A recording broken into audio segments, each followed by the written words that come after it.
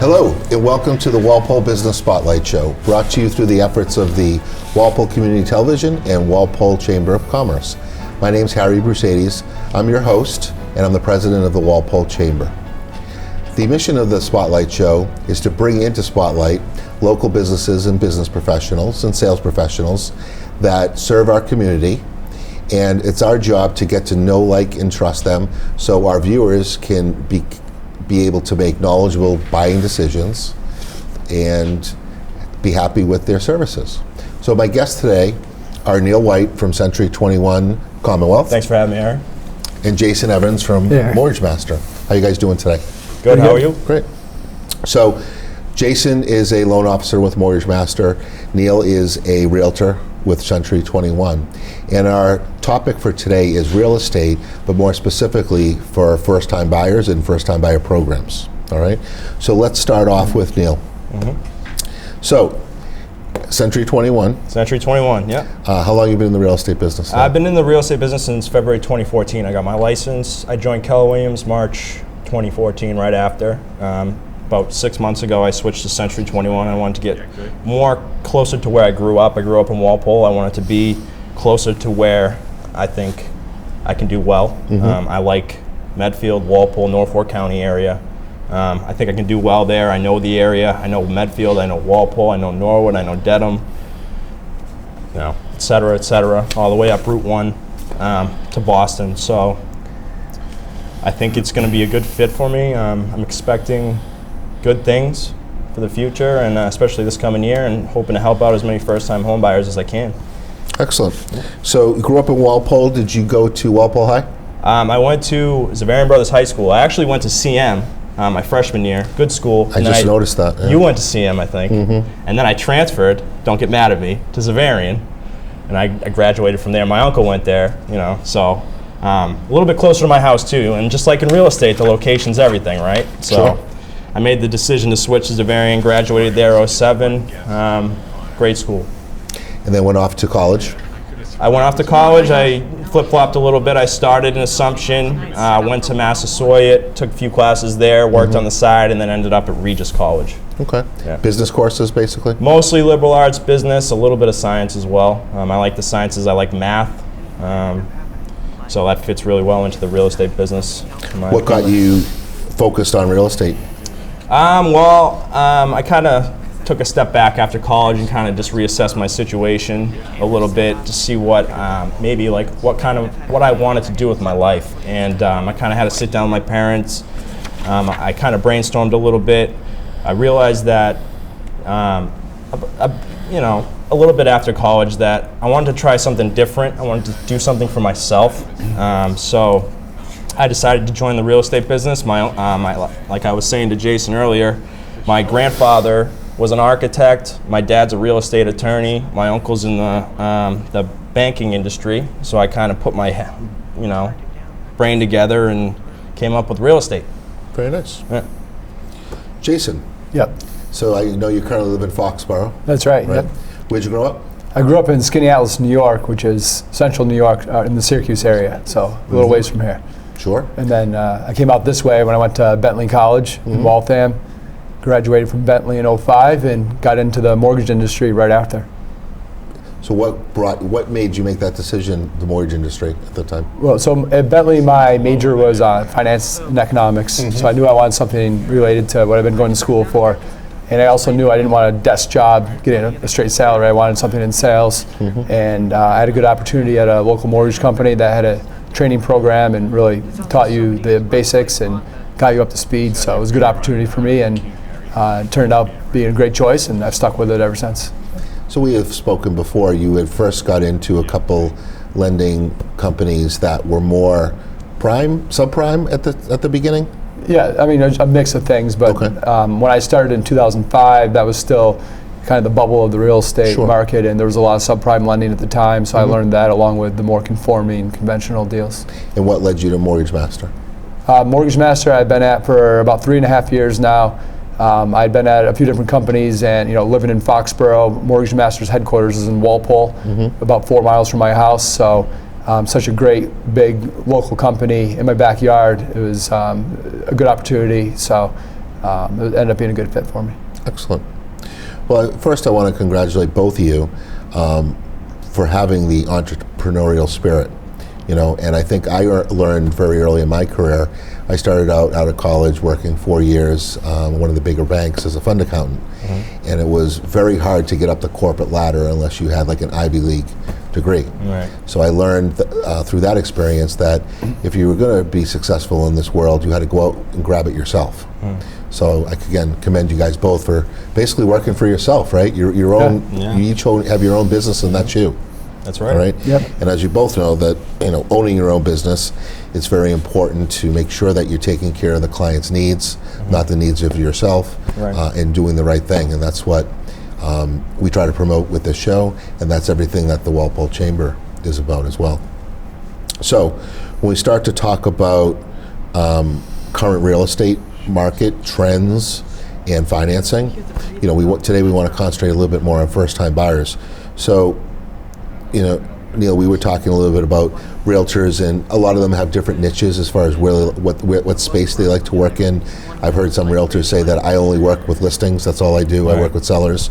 Others will be buyer brokers, or they'll do both. But I think you've expressed to me that you really want to concentrate on the buying side and working with the first-time buyers right now. I do I would like to work with a lot of first-time home buyers, mainly because they're my age, the millennials. I relate to them.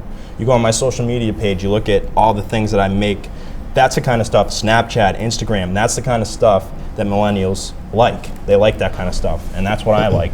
So I think I can work well with them personality-wise, as well as business-wise. I think that I can give them tips that maybe they don't understand. Like, for example, and you probably see this a lot too, when you're dealing with first-time home buyers, they think that they're, most of the time, they think that they're buying a house that they're gonna live in for the rest of their life. Now, I want you to think a little bit smaller for at this point. So if you're thinking a little bit smaller for the first-time home buyer process for your first home, at that point, by thinking smaller, you're actually thinking bigger. Because if you get a smaller house and you get a nice location, real estate's all about location. If you get a nice location, a smaller house, 2-bedroom, 3-bedroom house, you're married, you move into the house, you have a baby, you have pets, and you got to get out. That's when you cash in on that equity. You found that good location, you build equity up, you earned it. So you sell that house, you cash in the equity, and then that leads you to where your parents are now, into their big colonials. So, question for both of you, what are we seeing now as far as the average stay in the first home? It used to be 5 to 7 years. I think it's a little longer now. I've been in the industry long enough now that I'm starting to help a lot of people buy their second homes. And I would say, especially with my client base buying a lot of condos in the city and around the city, after about 4 or 5 years, they're ready for a single family home in a lot of cases. So depending on the situation, sometimes they'll keep the condo and use it as a rental property. Other times they'll sell it and, like you said, cash out the equity and use it for a down payment on their next home. But I don't think the averages are probably too much different than historically. As you know, real estate's a big variable. Everything's different. Nothing's perfect. So if you look at it, you look at about 10 years. I'd say you say 7, I say 10. Tomato. What would we say is the target age range for a first-time buyer today? 25 to 35, or is that 25 still too young? I would say, I've helped people coming right out of college. You can get a loan as soon as you graduate. Once you get a job, you can show you were in school and then you got hired. We can use your salary immediately. So I've helped people as young as 21, 22 years old get a home. That's definitely on the rare side. I would say my average first-time home buyer is probably about 30 years old at this point. Okay. And if we were to use an average purchase price, single-family, rancher, cape, or condo, and we say $350, what would you say they're coming to the table with as far as down payment?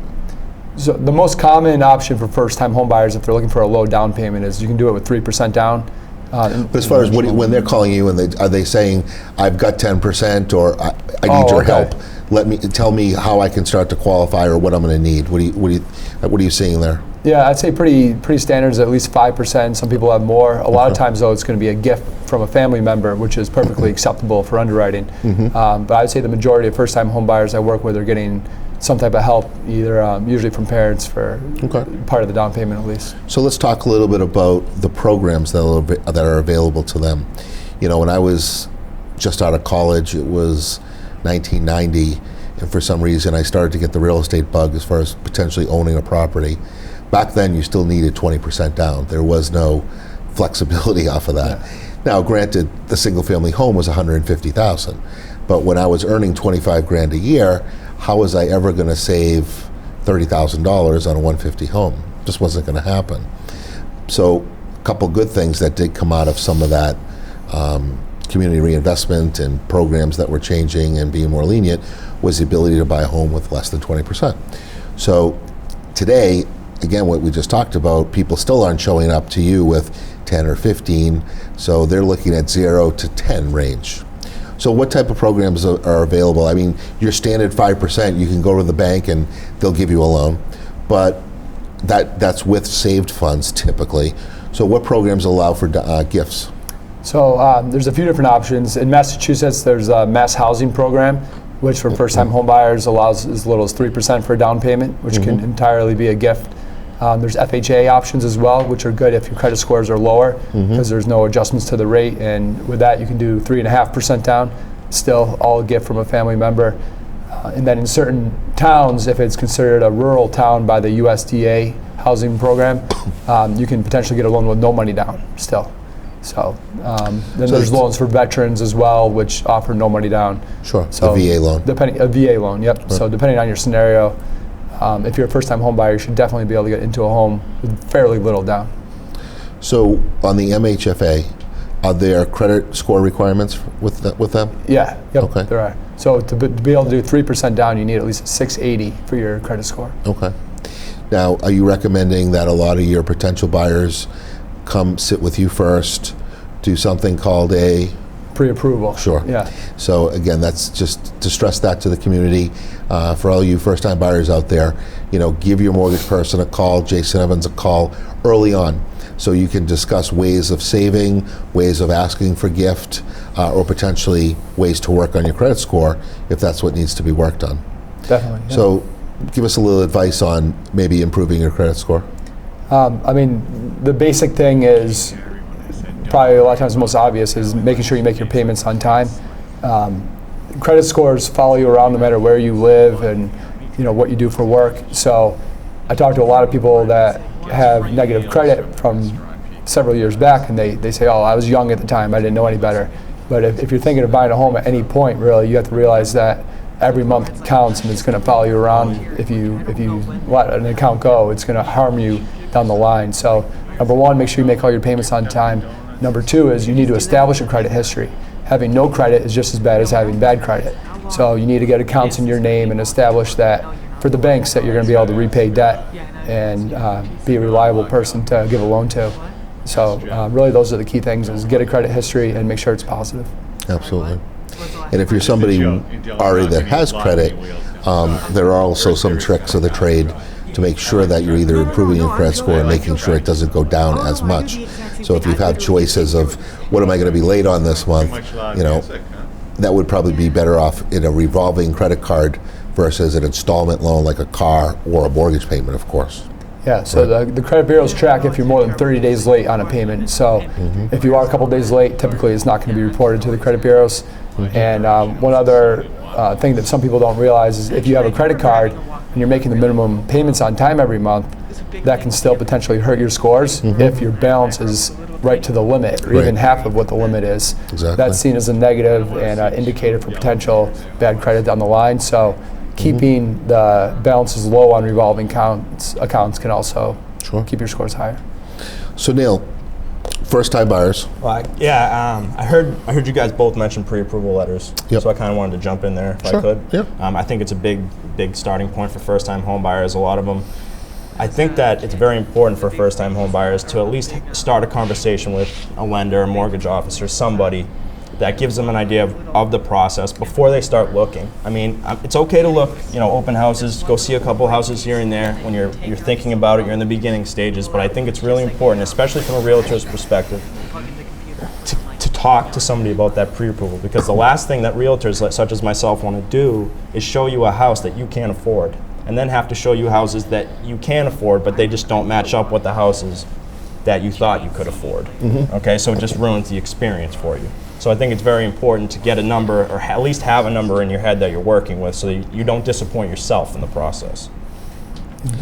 Where are you finding the first-time buyers today are gravitating to as far as location? Well, I've done, I've sold in Norton. I've done one in North Attleboro. It's a nice part.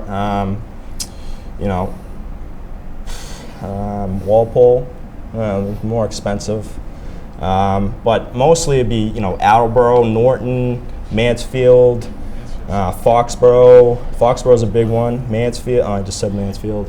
But So when they're focusing on, I would say, well, we're in a Walpole show, but I would say most first-time homebuyers kind of go. yeah, I mean, this is serving Norfolk County, so pretty much within this general vicinity. So if a first-time buyer is, say, locating a Cape home in Foxborough, let's say, for $350, how are you finding the turnout? Is it still a seller's market? Is there a bidding war on that type of house? Well, right now it seems, houses in the 250 to 300 range right now in Foxborough, right? They're going in average right now 20 days on market. So if you have a house in that bracket, it's priced correctly, you're going to have a little competition for it. If you're first-time home buyers, don't really look in the higher echelon, so I'll just skip that. But yeah, that's what it looks like right now. About 20 days on market. So you most likely would have some type of competition with those based on looking at the days on market. It depends on the house. A lot of times the realtors they'll list it $350. They'll list it on Wednesday or Thursday. They'll have an open house Saturday, Sunday, and it'll be multiple offers by Monday. That's usually in the springtime. Right now it's a little bit slower, but it was impressive to see when I was looking at the Foxborough market to see the 19 days on market for this time of year. Sure. Yeah. So let me ask you the question as far as what makes you different. So there's many realtors out there. It's a good question. I think at least from my perspective is I want to be different in this sense. I look at this whole thing as a business. I don't look at the granite counters are nice, the stainless steel appliances are nice, the hardwood floors are nice, but you got to look at the whole thing as a business. You're making from the APR interest rate you're getting, to the location that you're choosing, to the house, the type of house you want. Every single decision that you make throughout that, the inspector you use, the appraiser, the lender that you're using, it's a business investment. So you have to make every single choice.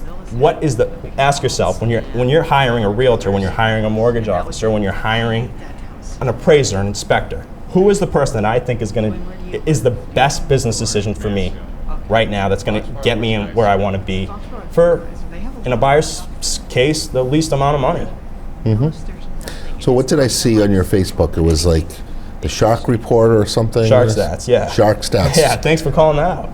Cool. Tell me about that. It's a little 5-minute segment that I'm trying to get going every Wednesday. I put it on my LinkedIn, I put it on my Facebook page. It's more something for listings, but it's good for buyers too. Buyers should look at that because it shows them what's going on in the market, so they'll be prepared when they go to look at a house in the market in Foxborough, and they're going to know, okay, this is in this price bracket right now. The market's saying that this will go in 20 days. That's good information. How the difference in price values. Now, the average list price compared to the average sale price in Foxborough right now is about an $8,000 difference. Okay, so that's knowledge that I have on the top of my head. Now, I'm guessing that other realtors do too, but I'm making a valiant effort, and I want to show people that I'm on top of the market. I know what's going on, and I'm going to keep staying on top of the market. And I think it can help both buyers and sellers. Excellent. So, Jason, I did ask Neil the question, what makes him different? And you and I have again spoken in the past, and you know that I've been in the mortgage business as well for a long time, and then gravitated becoming to a financial advisor. And one thing that I always try to pronounce is I'm just not all about rate. All right. So tell me a little bit about what makes you different other than just your rate.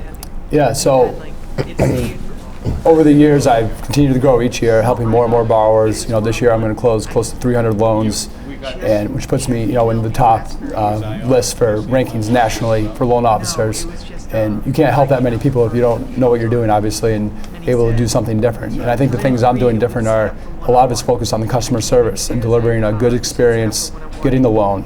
So many people have horror stories they've heard about the process of getting a mortgage, and I try to take out all that fear and just try to simplify the process as much as possible. You can go on Yelp and Zillow.com and read reviews from past clients I've worked with. And one common theme you see coming up is that I clearly explained and communicated questions, answers to questions they had and different steps of the process along the way. And over the years, I learned what people need to know and what stages. And instead of waiting for them to ask those questions, I give them the information up front, and it just helps to make this process go very smoothly. It's doing little things like communicating with all parties involved in the process, so the real estate agents on both ends of the transaction, the closing attorney, and I see myself as kind of like the quarterback of that transaction. Once they find the home, the realtor's done a lot of the work up front to get them into the property and get the offer accepted. Then it's my job to bring them to the finish line, and I want to make sure that we do that as quickly and smoothly as possible. So I can do things like tell people we can close in 30 days or less, because I'm confident in getting the process done quickly and efficiently. We're a team at the end of the day. Yeah. Sure. Now, do you have a team? Do you also have your own support staff and team? Yeah. So I met, work. who did I meet one day? Taylor. Yeah. Taylor. Yes. Yeah. So I have a full-time assistant that works directly for me, helping with the volume of loans and making sure everything's on track and going smoothly. He focuses on a lot of the things that I've always been obsessed with and kind of micromanaging, but now I've trained him fully to handle those things to free up my time to focus on working with more clients. And so I have Taylor working with me on my loans. I have an awesome loan analyst, Jessica, who is amazing at knowing what exactly the underwriter's going to need and really dissecting all the paperwork and getting everything up front from the clients, so that by the time the underwriters are getting their loan for approval, it comes out of underwriting with almost no conditions in most cases. Very nice. And then I work right at the headquarters for Mortgage Master, so all the underwriters, the closers, everyone that also touches my loan is right there in the same office as me, which is awesome, because if I need something, I can walk right up to them and make sure things are getting done. Excellent. So with the current state of affairs, we just had a big election and things are changing. And just today, as we sit here, the Fed had just had their meeting and raised rates 0.25%. So let's talk about 2017 if we can. Sure. What do you see in 2017 as far as rates and where they're going? Yeah, I think there's a good. Interest rates are driven by the financial markets, so it's unpredictable. If anybody tells you this is what's going to happen next with the rates, it's really a 50-50 guess in the end. Sure. The Fed today said they plan on raising rates 3 more times in 2017. At one point, they planned on doing it at least that many times this year, and they ended up doing it once. Correct. So things are always, it's a fluid situation. There's a lot of expectations now with Donald Trump coming into the presidency about what his plans will be for the economy, whether it's cutting taxes or putting more money into the economy through stimulus spending, which all could potentially lead to inflation, which is bad for mortgage rates. So there's a lot of uncertainty about what those plans will be and how that's going to shake out. But in the end, I think a rate in the 4s, if you look historically, is a great rate. And I don't think it's going to slow down the housing market at all. The key thing is keeping clients updated who are actively looking for homes on what's going on with interest rates. They may have been pre-approved when rates were at a certain level. If they've gone up 0.5%, they may need to readjust their price range they're looking in. So it all goes back to the communication, making sure they have all the information they need, so they're not making an offer on a home, having it accepted, and then finding out the payment's $200 higher than they're comfortable with. So, it's keeping that open line of communication. One thing I'm noticing with the Shark Stats, things that I'm doing since the election, so I'm doing the past month, so it works with the election, I'm seeing a lot of houses, higher value priced houses go in comparison to the year before. So what that tells me is people that want to downsize are now making the decision after the election that they want to move. That's what I'm thinking is happening right now. Okay. So, we've also met on the side before this show and discussed our careers and our professions and, what we do and what we try to do to help clients. So I just want to add a couple things that I've come to learn throughout my history in financial services, and again, being in mortgages and in financial planning.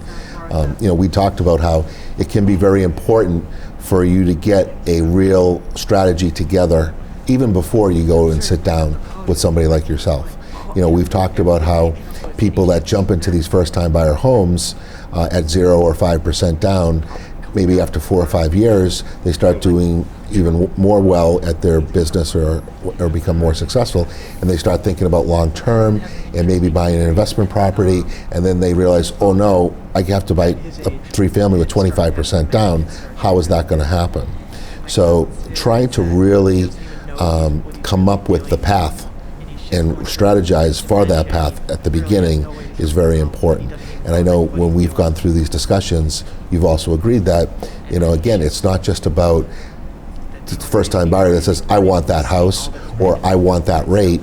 You guys been able to step back and discuss the larger picture with them to put them on that right path. Sound good?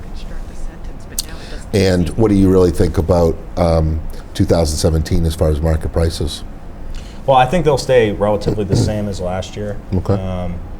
I think that the millennials actually are going to take over the market this year, which I'm hoping will be good for us. There's going to be a big pool of them. A lot of people selling, so there'll be people selling houses to first-time home buyers and moving to get bigger houses. But I think that the market, the prices will stay generally, hopefully, as steady as they were last year. Last year was a good year. In general for the market. So I think it'll stay consistent through this year. We'll have to see what happens with the rate hikes. One just came, I think, this past month, was it? Yeah, so we'll see how the rates go. But I think price-wise, I think we're okay. Sure. Yeah. So, Neil, what do you do for fun? I go to the gym. I work. I like sports. I'm a pretty typical guy, and I got an apartment, watch TV, I like poker, typical 28-year-old kid. Well, as you can imagine, you've got and the viewing audience can tell that you've got a lot of energy. I do. I'm excited to go. I'm a go. I just want to go. All right. I want to work.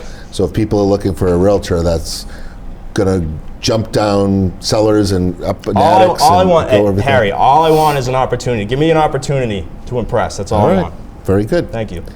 And Jason, I remember you saying you were in track in college? Yep, I ran cross country and track all 4 years at Bentley.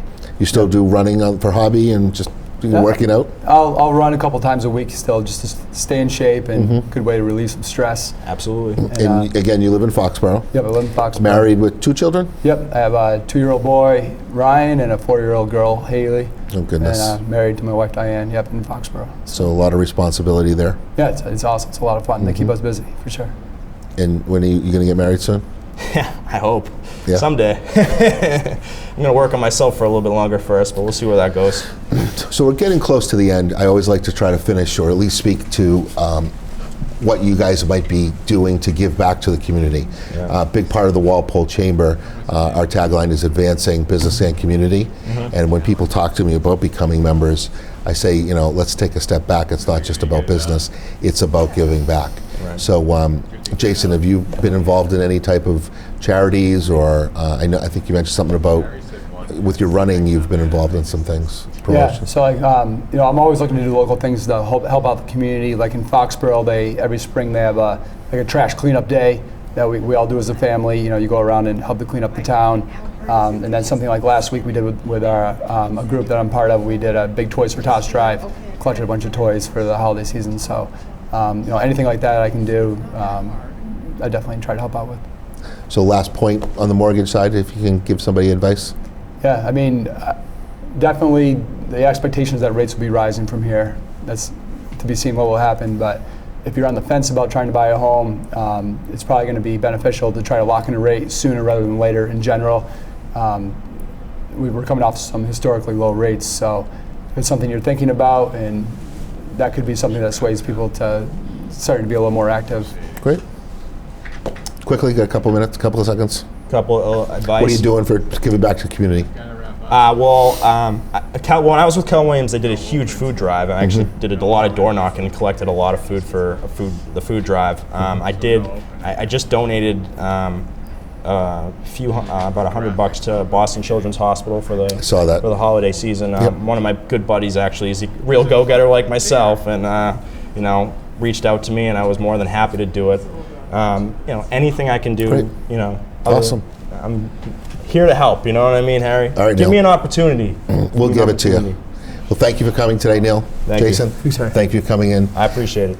I want to thank our viewing audience today for catching the show. I hope it was informative. Again, it's all about trying to promote people that we know, like, and trust, so you can make great buying decisions and be happy with your purchases. Have a great day. Be well. Be safe.